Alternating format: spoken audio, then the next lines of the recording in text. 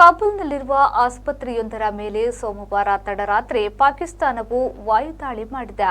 ಘಟನೆಯಲ್ಲಿ 400ಕ್ಕೂ ಅಧಿಕ ಮಂದಿ ಮೃತಪಟ್ಟಿದ್ದಾರೆ ಎಂದು ಅಫ್ಘಾನಿಸ್ತಾನ ಸರ್ಕಾರದ ವಕ್ತಾರ ಹಮ್ದುಲ್ಲಾ ಪಿದ್ರತ್ ಅವರು ಹೇಳಿದ್ದಾರೆ.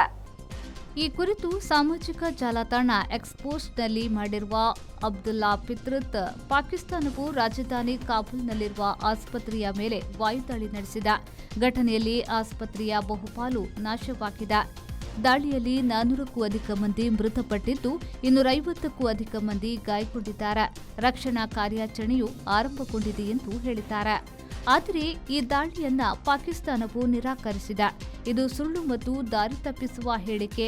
ಕಾಬೂಲ್ ಮೇಲಿನ ದಾಳಿಯಲ್ಲಿ ಯಾವುದೇ ನಾಗರಿಕ ಪ್ರದೇಶವನ್ನ ಗುರಿಯಾಗಿಸಿಕೊಂಡಿಲ್ಲ ಎಂದು ಪಾಕ್ ಮಾಹಿತಿ ಸಚಿವಾಲಯವು ಹೇಳಿದೆ. ಆಸ್ಪತ್ರೆ ಮೇಲಿನ ದಾಳಿಯನ್ನ ಖಂಡಿಸಿರುವ ಅಫ್ಘಾನಿಸ್ತಾನದ ಸಚಿವರು ದಾಳಿ ನಡೆದಿರುವ ವಿಡಿಯೋಗಳನ್ನು ಸಾಮಾಜಿಕ ಜಾಲತಾಣದಲ್ಲಿ ಹಂಚಿಕೊಂಡಿದ್ದಾರೆ.